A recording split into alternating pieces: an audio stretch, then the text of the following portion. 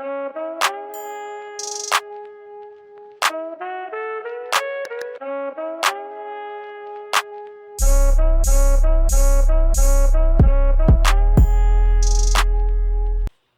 how's it going, everybody? Expat Stacker, and in this video we're going to be talking about the difference between the paper price of silver and gold versus the physical silver and gold price.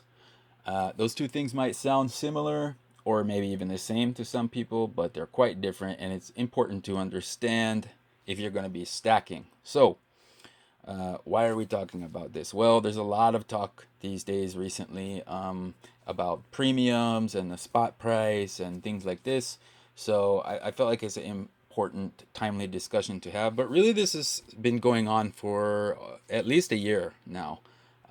I started stacking back in 2018. The spot price is around $14 an ounce, and luckily I got a solid base of my stack. I was buying kilo bars and really trying to add weight, American Silver Eagles and stuff. But really when things started to change was in 2020 when the pandemic hit. And initially the price of gold and silver just dropped down with every other asset class, but gold and silver very quickly recovered. And the reason for that is because these are what are known as safe haven assets. And basically, people trust these things in a time of crisis because gold and silver have an over 5,000 year history of being used as monetary metals, as money. They retain their wealth over time and their value and their worth. And they even increase in value and worth, and they can retain your wealth because they have a proven history of doing so and people trust them. So people will sell stocks and shares and whatever else in their financial portfolios and move over to this in times of crisis, because who knows if a company will be able to survive economic depression or a recession or a global pandemic or a war. Who knows? But these things, they will survive. Now, the US dollar has also traditionally been considered a safe haven asset over the past like 100 years or so maybe, but that is coming into question these days, whether or not the US dollar is really strong enough to be considered a safe haven asset. It's a safe haven currency, no doubt, but if anyone tells you that the US dollar is bulletproof, and well, I don't know. I just don't agree. So that's another discussion for another video. But one thing that's for sure is that gold and silver definitely do have that history. Now, right after tanking, gold and silver were the first to recover as assets. And I saw a lot of demand because these are safe haven assets, as I said. So a lot of people were pouring into gold and silver, and the premiums started going up. As well as the spot price. I saw a lot of channels, big channels, make videos along the lines of why I'm not stacking silver because it's over $20 an ounce.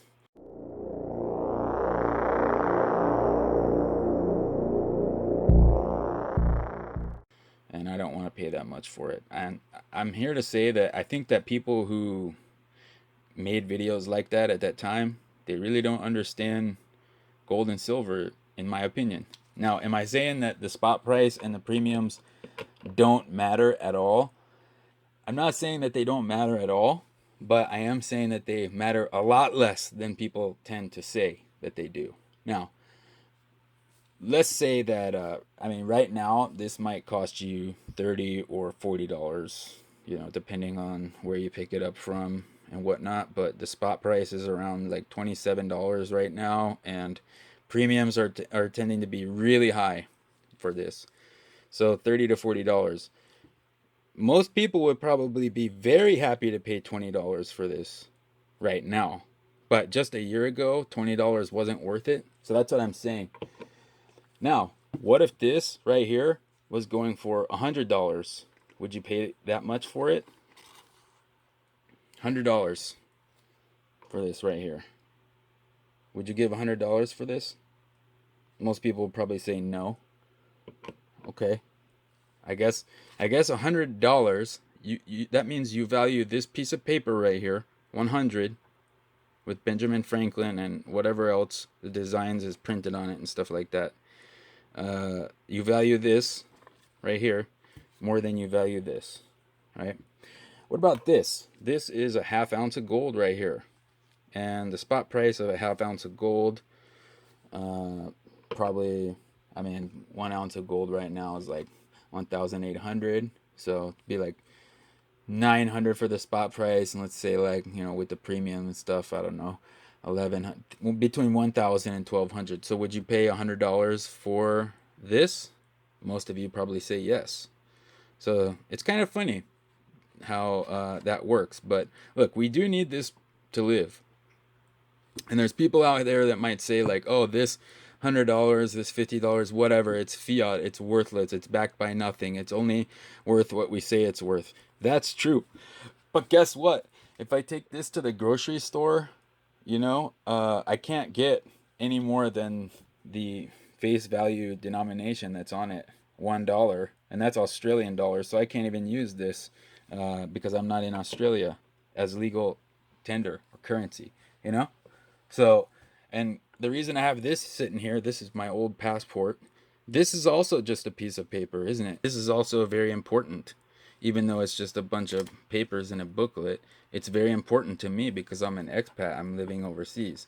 Now, obviously, this one's expired, so I have a new one, another one, right here. But both of them are really important, right? Even though there's just a piece of paper. So, yeah, this is just a piece of paper too, but it is valuable because I can take it to the store and I can exchange it for food, water. I can pay rent with it. I can do a lot of stuff with this. So fiat is important. It's necessary. So look, the thing to understand is this is fast. This is the most liquid. This is what we need to pay our bills, to get food and everything like that. Now, if you want to save money, that's where these things come into play right here. Okay? So whenever I take some of this right here and I'm going to convert this into gold or silver, I suddenly care a lot less about the numbers on here and the pictures on here than I do about what I'm getting here. Now, obviously, yeah, I'm not going to pay, you know, $2,000 for this. I'm not saying throw caution to the wind or whatever. You can do what you can do to try to find good deals. And, you know, right now the premiums are pretty high, so you might want to wait it out for a few weeks and see what's going on. But you know what? Just try to take a deal when you can get it, because who knows, guys? Maybe next year, this time next year, this could be going for $50. You might say that that sounds crazy, but look, like I said, last year people were saying they didn't want to buy this when it was $20. Now it's probably $30 to $40 for this. Is it that crazy to think that it could be 50 by this time next year? I don't think so. So I mean, I have another piece of silver here. This piece of silver here is from World War II Germany, and this is 8.8 grams of silver. So it's just over about a quarter of an ounce, troy ounce. It says here that it's 5 Reichsmark, but what is that? I mean, they don't even use that anymore, right? So is this 5 Reichsmark, or is this 8.8 grams of silver? Well, it's definitely 8.8 grams of silver before it's 5 Reichsmark. I bet you if I took this to a German grocery store, they wouldn't accept it as currency, right? And now this does have a little bit of collector value because it's from a, you know, really important time in human history. That's why you see like old Roman coins and stuff like that that are like 1.4 grams of gold, but they sell for $1,000 because there's some collector value there. But at the end of the day, you know, it's worth whatever its weight is in the precious metal. The worse things get, the more that becomes true, the less the collector value becomes important. So, you know, look, are you willing to pay $1 over spot, $2 over spot? You know, I'm here in Korea, so I'm paying what? I'm paying in won, 10,000. That sounds like a lot, but is it a lot? How much is 10,000? How much is 50,000? You know? This is probably about like between $8 and $10 between depending on what the exchange rate is, and this is about 45 to 50. So is this worth it? I don't know. It depends. Look, the numbers on here and the pictures of the people on here and the beautiful designs and everything, it's really the same as what we're used to, the US dollar. It's just different numbers and different pictures of different people. It's 100 here, and here we have a 50. The way I made sense of Korean currency when I first moved here was by basically doing this. Just subtract 3 zeros off of it, and then it's about the same. 50, 50, that's how it is. 10, this is 10. Because really you can basically buy the same stuff, the same amount of stuff here with this as you would if you had a 10 or a 50 in the US, right? So you might be able to go buy lunch with this or something like that, and for 50, whatever $50 it gets you in the US probably gets you the same thing here. So the pictures and the numbers really don't matter that much. And just to illustrate that real quick, I'm going to show you this. Take a look at this. So everybody's favorite, Karl Marx. And this is worth 0. So that's what I'm saying. It is just a piece of paper with a number printed on it, and it really doesn't matter what the number is, what the design is, what the guy or the woman who's on it is. It really doesn't matter. This is what matters, guys. If you're trying to do long-term wealth preservation, then this is what matters, okay? Gold. This is a half ounce of gold, whether I pay $900 for it or I paid $700 for it before, or I'm going to end up paying, $1,500 for it in the future. It's still going to be a half ounce of gold, no matter what. And same thing with this silver. Last year it was $20. This year it's $35, $40. What if it's $50 next year? It doesn't matter. It's still 1 ounce of silver, guys. That's what you got to understand about this stuff, okay? So don't get too caught up in the premiums. You almost never hear me talk about how much things cost on my channel. I just tend to say I got it for a good deal. That's because I feel lucky I'm able to pick this stuff up. And the other thing that you need to understand is that gold and silver are precious metals. Precious metals. Yeah? What that means is that people have to, first of all, find this stuff, which is not easy. Usually we measure elements in parts per million, because gold and silver are elements. They're raw elements on the periodic table of elements. Guys, gold is 3 parts per billion, ppb, not ppm. All right, parts per billion, not parts per million. So just think about this. Let's say I have a swimming pool, Olympic-sized swimming pool, and I pour a billion M&Ms in there. None of them are yellow, right?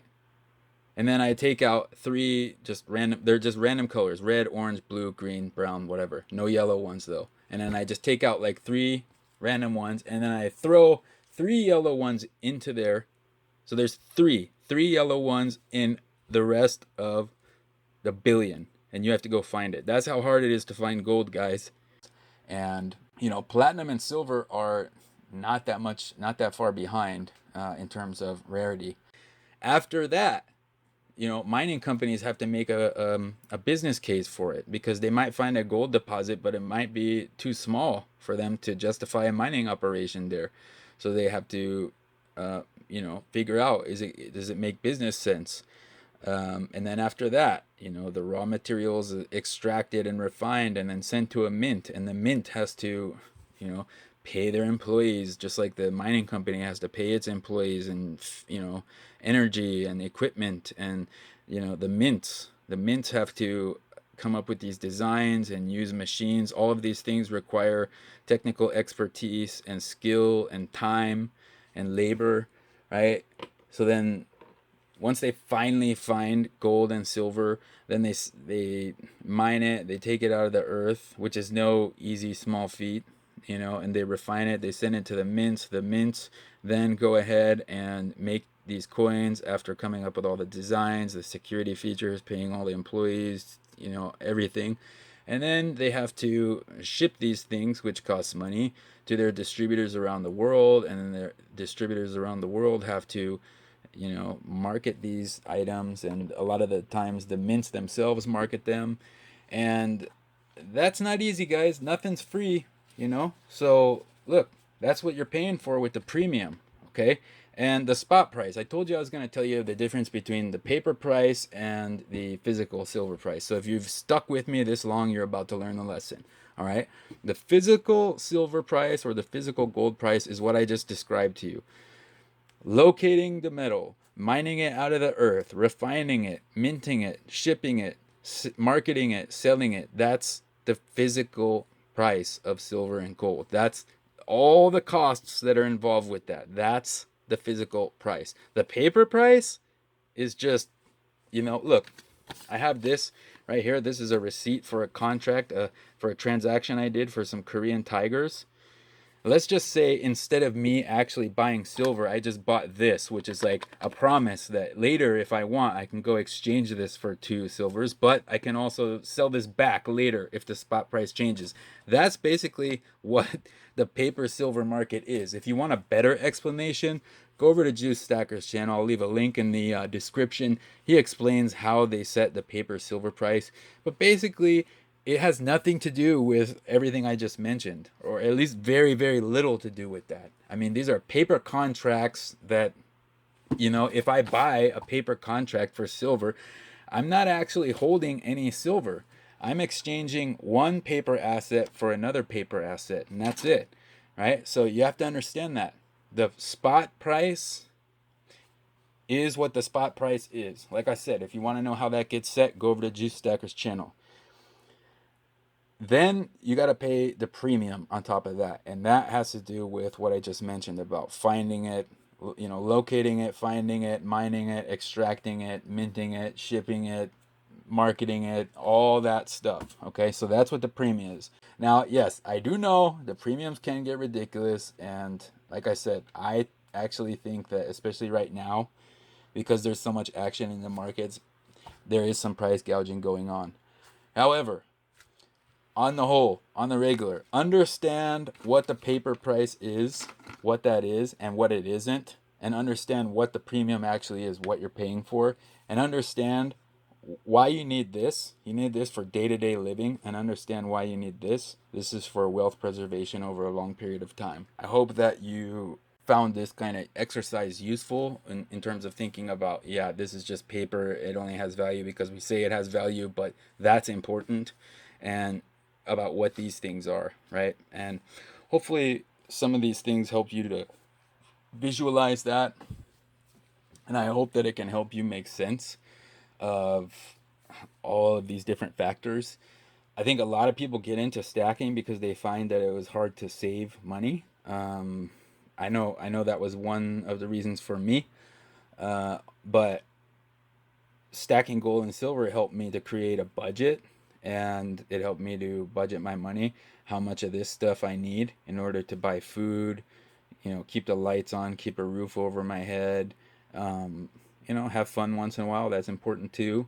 And also what I need to save money and have wealth preservation and hopefully an intergenerational asset, you know, and also to think about this as one sort of asset class and this as another. And then there's a bunch of other ones out there for you to think about. So it's a learning process. My boy Silver Conundrum said, let your wallet be your guide. And that's pretty much the perfect way to say it, you know. I say don't stretch yourself too thin. Don't spend more of this on this than you can afford. But also don't be hoarding too much of this because it's going to get just obliterated by inflation. And it really doesn't take that long for that to happen. So put your money to work, or at least put it into a safe place, which is this right here, right?